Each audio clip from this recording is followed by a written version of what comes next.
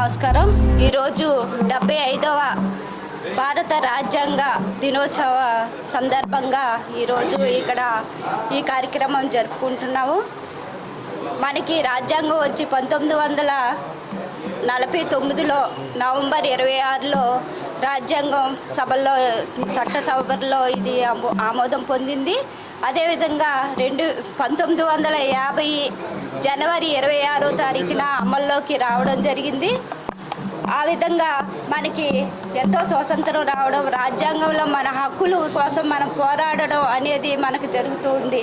ఈరోజు అంబేద్కర్ గారు లేకపోతే మనకి రాజ్యాంగం ఉండేది కాదు, మనం మన హక్కుల కోసం పోరాడే వాళ్ళం కాదు. కాబట్టి ఆయన ఉండడం వల్ల ఈరోజు నేను చెప్పేది ఏంటంటే, మన జిల్లా చైర్మన్గా నేను ఉన్నానంటే దానికి కారణం ఈరోజు డాక్టర్ బిఆర్ అంబేద్కర్ అని నేను గట్టిగా నమ్ముతున్నాను. ఎందుకంటే ఆయన ప్రతి వాళ్ళ కోసం ఒక కులము, మతము, ప్రాంతము లేకుండా ప్రతి ఒక్కరు కూడా సమానమే, ప్రతి ఒక్కరికి కూడా న్యాయం చేయాలని అనుకున్నారు. కాబట్టి ఒకవైపునే కాకుండా అందరికీ కావాలనే ఉద్దేశంతో ఆయన పోరాడడం చాలా సంతోషకరంగా ఉంది. ఈరోజు గవర్నమెంట్ జీవో ఇవ్వడం జరిగింది.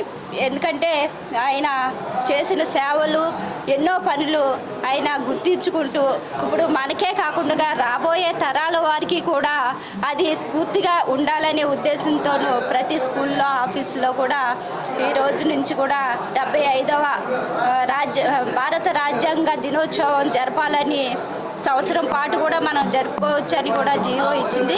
కానీ ప్రతి సంవత్సరం కూడా నవంబర్ 26వ తారీఖున మన భారత రాజ్యాంగ దినోత్సవం పిల్లలకి తెలిసే విధంగా ప్రతి ఒక్క చోట కూడా జరిపించాలని కోరుకుంటూ, నాకు ఇంత మంచి అవకాశం ఇచ్చిన ప్రతి వాళ్ళకి కూడా, మీడియా వారికి కూడా నేను దేశం వైపు చూడడానికి ప్రధానమైన కారణం భారత రాజ్యాంగం.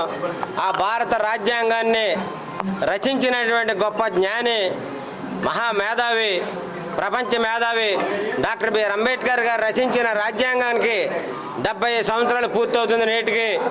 ఆ 75 సంవత్సరాల్లో కూడా ఏదైతే ఆయన రాజ్యాంగంలో ప్రవేశపెట్టినటువంటి ఆర్టికల్స్ ఏదైతే ఉన్నాయో అవన్నీ కూడా మరి అమలు పరచడంలో లోపిస్తుంది ప్రభుత్వాలు. అవి తప్పనిసరిగా అమలు చేసే విధానికి మరి ప్రధానంగా ప్రభుత్వాలు ముందుకు రావాలి. ఏదైతే రాజ్యాంగ పీఠికలో ఉందో రాజ్యాంగ పీఠికలో పత్రికకి పేపర్కి పరిమితం అవ్వకుండా అవి అమలు జరిగే విధానంలో మరి ముందుండాలని ప్రభుత్వాలు మరి తెలియజేస్తున్నాడు. ఆంధ్రప్రదేశ్ కానీ అలాగే కేంద్ర ప్రభుత్వం కానీ మరి తెలియజేస్తున్నాము. అలాగే స్కూల్లో తప్పనిసరిగా, కాలేజీలో కానీ, హై స్కూల్ స్థాయిలో, ఎలిమెంటరీ స్కూల్లో బాబాసాహెబ్ అంబేద్కర్ చేసినటువంటి పోరాటాన్ని, జీవిత చరిత్రని పాఠ్యాంశంగా పెట్టాలి. పొద్దుటే స్కూల్లో ప్రియాంబులు చదివించాలని మరి ఆల్ ఇండియా అంబేద్కర్ యువజన సంఘం తరఫున డిమాండ్ చేస్తున్నాం. జై భీమ్.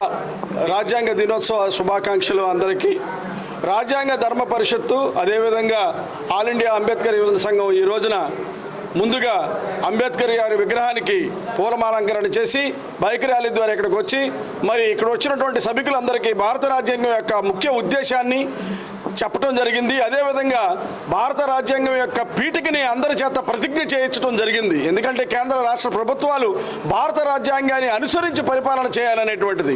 అంతకుముందు ఉన్నటువంటిది బ్రిటిష్ కాలంలో ఉన్నటువంటి వలసపాద విధానం నుంచి మనం బయటపడి ఒక సంవిధానాన్ని భారతదేశం మొత్తం ఐక్యంగా ఉండాలి. ఎందుకంటే యూనిటీ ఇన్ డైవర్సిటీ అనేటువంటిది మనకి హిందువులకైతే మరి భగవద్గీత ఉంటుంది, క్రైస్తవులకి వారి పరిశుద్ధ గ్రంథము బైబిల్ ఉంటుంది, అదేవిధంగా ముస్లిమ్స్కి ఖురాన్ ఉంటుంది. అలా కాకోకుండా irrespective of caste, colour, creed, sex, race, religion, age and language అన్ని వర్గాలకి సంబంధించినటువంటి అతి పవిత్రమైన, పరిశుద్ధమైన భారతదేశపు గ్రంథం ఏదైనా ఉందంటే అది భారత రాజ్యాంగం అని మనకి భారత రాజ్యాంగం అంబేద్కర్ గారు ఇచ్చారు. వారి యొక్క రక్తాన్ని సిరాగా మార్చి ఈ దేశ భక్తుడికి ఈ భారతదేశం ఐక్యంగా ఉండాలనేటువంటి ఉద్దేశంతో ఇచ్చినటువంటి పవిత్ర గ్రంథం భారత రాజ్యాంగం. ఆ భారత రాజ్యాంగాన్ని ప్రతి ఒక్కరు కూడా భారత రామాయణాన్ని, బైబిల్ని, ఖురాన్ని ఎలాగైతే పారాయణం చేస్తారో భారత రాజ్యాంగ పారాయణాన్ని కూడా చేసి చిన్నప్పటి నుంచే మన విద్యార్థుల్లో కనుక భారతీయ రాజ్యాంగపు విలువలను కనుక పెంపొందింపు చేస్తే ఖచ్చితంగా రాబోయే కాలంలో వాళ్ళు మంచి దేశ పౌరులుగా ఉండి సమాజంలో అశాంతికి, అలజడులకి దూరంగా ఉంటూ భారత రాజ్యాంగపు విలువల్ని అందరూ నేర్చుకుని తద్వారా ఉన్నత సమాజాన్ని రక్షించాలనేటువంటి ఉద్దేశంతో ఈ రాజ్యాంగ ధర్మ పరిషత్ అనేటువంటిది పెట్టడం జరిగింది. వృక్షో రక్షితి రక్షితః, ధర్మో రక్షితి రక్షితః, రాజ్యాంగ ధర్మో రక్షితి రక్షితః. రాజ్యాంగ ధర్మాన్ని మనం రక్షించుకుంటే మనల్ని రాజ్యాంగం రక్షిస్తుంది.